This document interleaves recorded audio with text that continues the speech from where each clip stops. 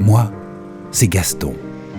J'ai quitté Louise, ma femme, pour aller me battre au front. Lui, c'est Marcel, parisien depuis 45 ans.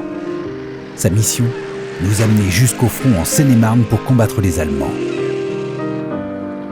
Plus de 600 taxis font ce trajet. Le convoi se déroule en 2 parties et nous partons des Invalides à Paris. Il faut qu'on soit tous arrivés le 8 septembre au matin aux portes de Nanteuil dans l'Oise pour rattraper les troupes allemandes.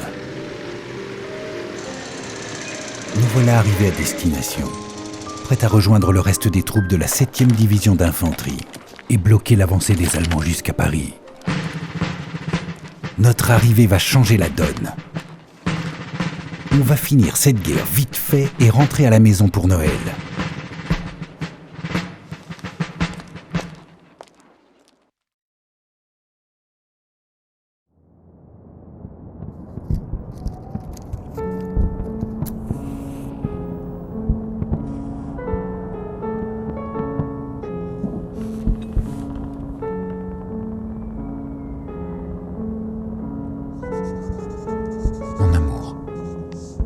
Voilà maintenant 2 ans que nous sommes séparés.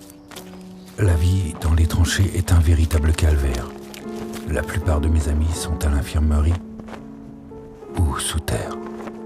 Nos corps s'unissent à la boue et transforment les champs de bataille en charniers à ciel ouvert. Quand ce ne sont pas les balles des Allemands qui nous tuent, les rats et la vermine s'occupent de nous. Le gaz moutarde fait aussi des ravages. Sans masque à gaz, nos peaux pourrissent en quelques heures et nos poumons se remplissent d'une fumée destructrice qui nous empêche de respirer. Tu comprends donc pourquoi j'ai hâte de quitter cet enfer et de retrouver notre paisible campagne. Heureusement, certains gars bricolent des objets pour passer le temps. Ça nous détend. Il y en a qui font des flûtes à bec, d'autres construisent des cannes. Et bien sûr, je lis tes lettres qui m'aident à tenir jour et nuit. Je pense à toi tout le temps. Tendrement, ton aimé. Gaston.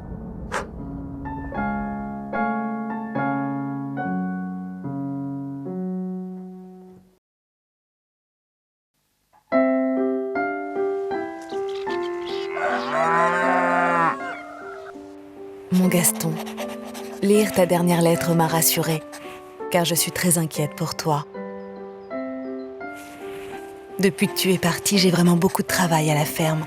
Mais les bêtes se portent bien et la dernière récolte fut plutôt abondante. Maintenant que les hommes sont au front, la main-d'œuvre manque.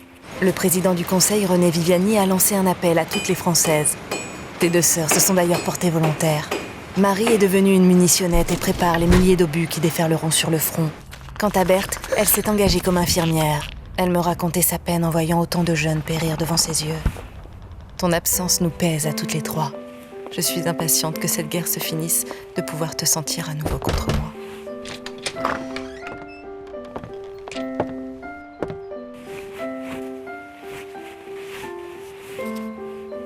Tu me manques, mon amour. 1000 baisers, ta Louise.